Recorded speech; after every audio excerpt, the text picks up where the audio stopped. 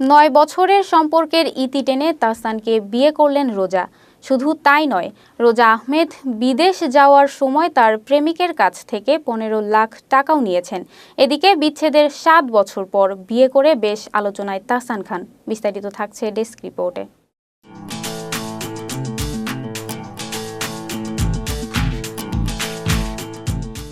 তাহসানের বিয়ে নিয়ে একের পর এক ধোঁয়াশা সৃষ্টি হতে শুরু করেছে সামাজিক যোগাযোগ মাধ্যমে। ইতিমধ্যে জানা যায় রোজার বাবা ছিলেন একজন শীর্ষ সন্ত্রাসী, যাকে র্যাব গুলি করে মেরে ফেলেছে। এখন সামাজিক যোগাযোগ মাধ্যমে আরেক গুঞ্জন উঠেছে, রোজা তার প্রেমিককে ধোঁকা দিয়েছেন তাহসানকে বিয়ে করার জন্য।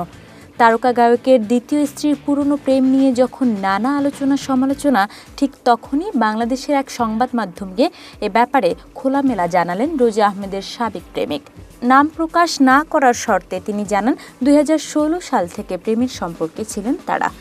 রোজা আহমেদের সাবেক প্রেমিক বলেন, কিছু ঘটে বলেই কিছু রটে। ২০১৬ সাল থেকে সম্পর্কের শুরু। গত ৯ বছর তাদের সম্পর্ক ছিল।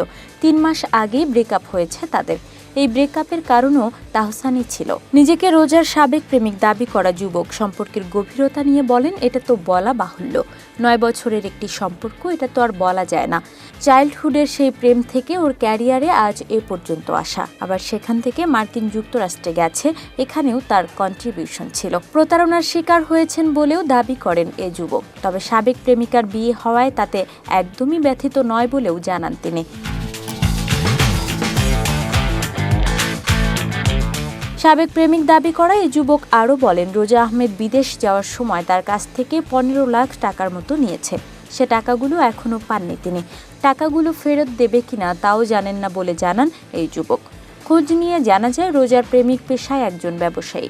সামাজিক যোগাযোগ মাধ্যমে অনেকেই বলছেন, রোজার সাথে ওই যুবকের গভীর প্রেমের সম্পর্ক ছিল। তবে এত কিছুর পরেও এই নবদম্পতির জন্য ভক্তরা অভিনন্দন ও শুভেচ্ছা জানাচ্ছেন।